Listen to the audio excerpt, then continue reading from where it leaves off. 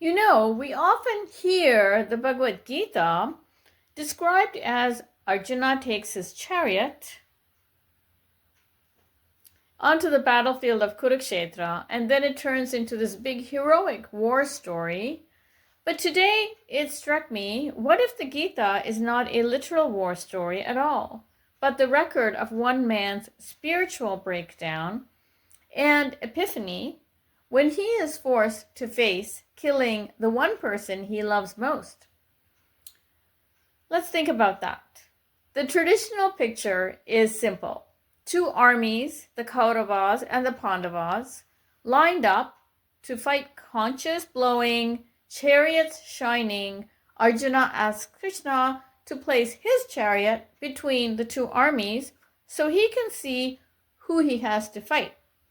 And when he sees his teachers, his elders, his cousins and kin, his whole body collapses, his bow slips, his skin burns, his mouth dries up.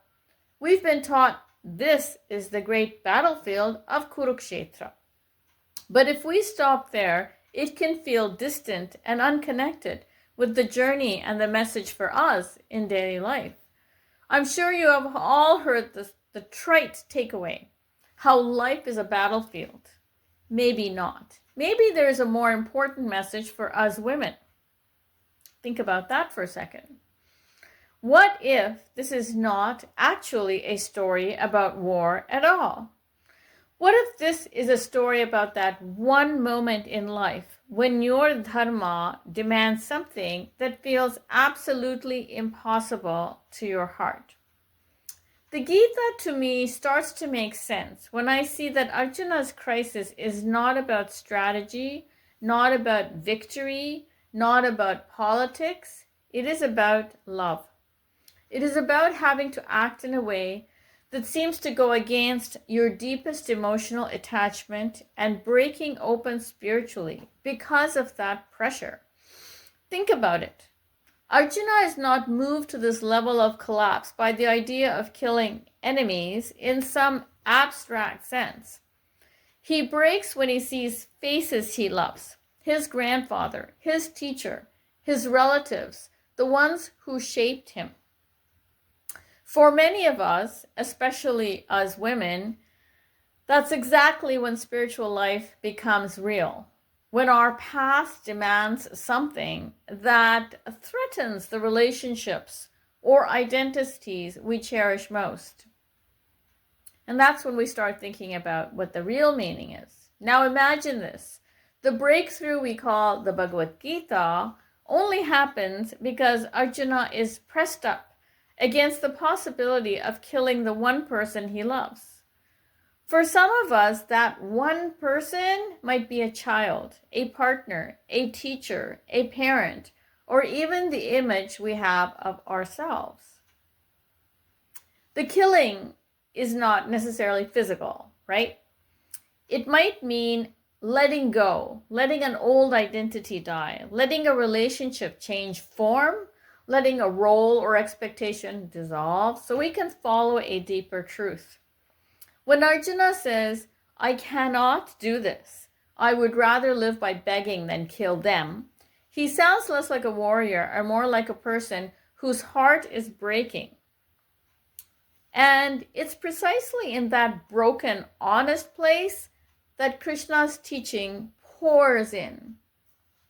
So the Gita begins not with heroism, but with heartbreak, right? Not with courage, but with complete collapse. We've been there. We've all been there. And as women, maybe we have visited that once too many times. If we read the Gita as a story of the inner battlefield, it becomes our story. We know what it feels like to be torn between duty and affection, between truth and harmony, between what our soul knows and what our relationships expect from us. In tarot, there's a card that captures this so perfectly. The Eight of Cups, right?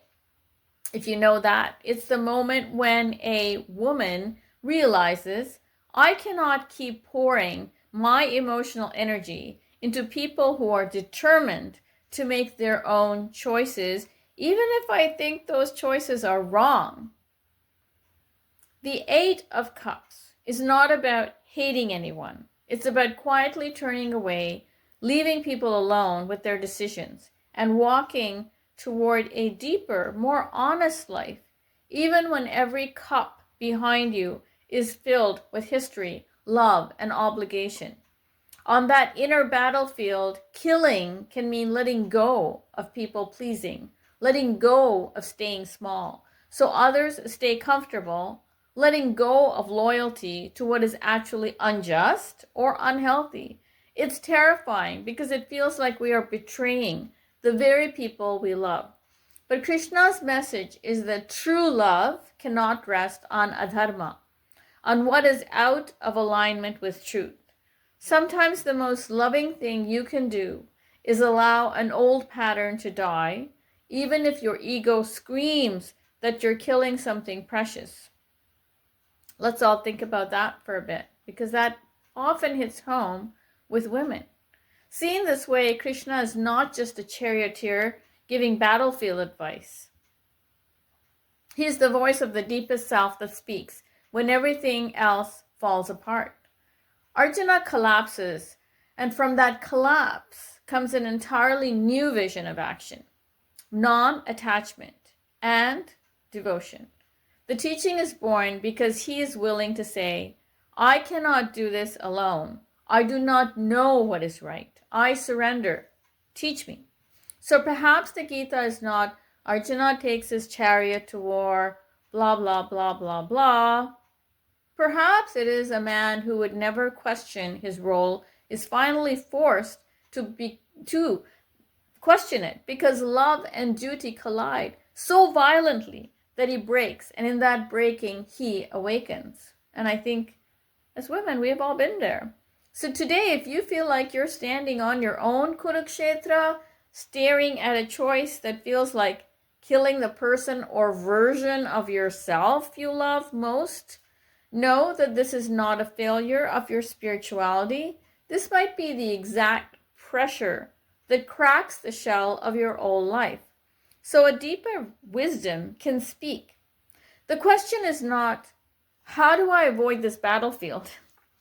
Although we want to ask that question, the question is, can I, like Arjuna, be honest enough to collapse, to ask for help, to listen for that inner Krishna when everything in me wants to run away?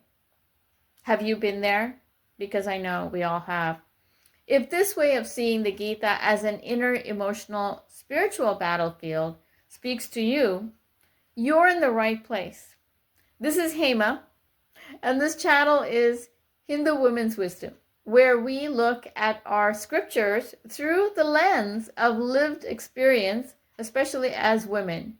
If you'd like more reflections like this, you're welcome to stay, subscribe, and walk this path with me, Hema.